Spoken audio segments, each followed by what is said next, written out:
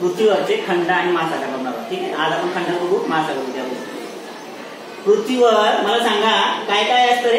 जमीन आणि हे पाणी.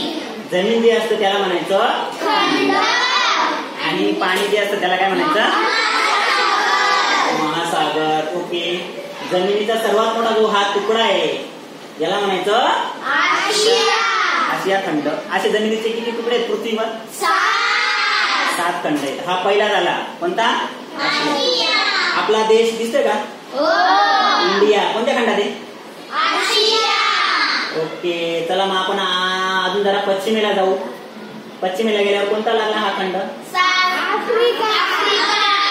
आफ्रिका खंड. आणि आफ्रिका खंडामध्ये हे बघा देश आहेत ना, इजिप्त, लिबिया वगैरे वगैरे. आफ्रिका खंडाच्या जर मी उत्तरेला गेलं तर हे त्याच्यातल्या कंट्रीज आहेत बघा, फ्रान्स, स्पेन, इटली, भरपूर आहेत नाही का नाही.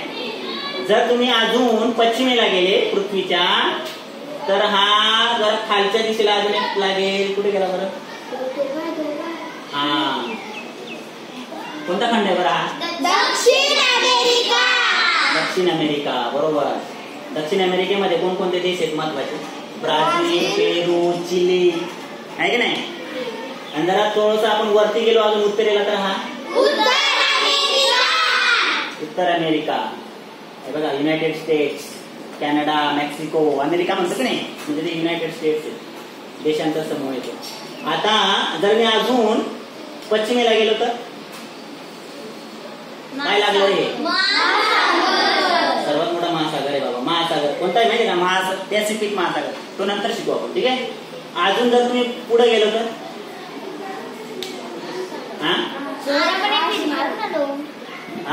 परत आशिया खंडावर आलो की नाही आपण.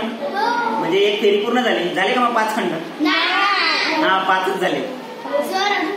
2 खंड राहिले ना. मग तुम्ही जर आशिया खंडाच्या एक कोणत्या दिशेला गेले? आग्नेय दिशेला गेले ना तर हा लागेल खंड. आणि जर अजून तुम्ही आफ्रिका खंडाच्या अजून एकदम असं खाली गेले इकडे बघा, हा कोणता खंड आहे? अंटार्क्टिका खंड आहे. तर तिथं सफेद सफेद काय दिसते? बर्फ का असेल तिथं? वातावरण कसं असतं? एकदम थंड. ठीक आहे. अशा तऱ्हेने आपण पृथ्वीवरचे किती खंड शिकलो? 7. ओके.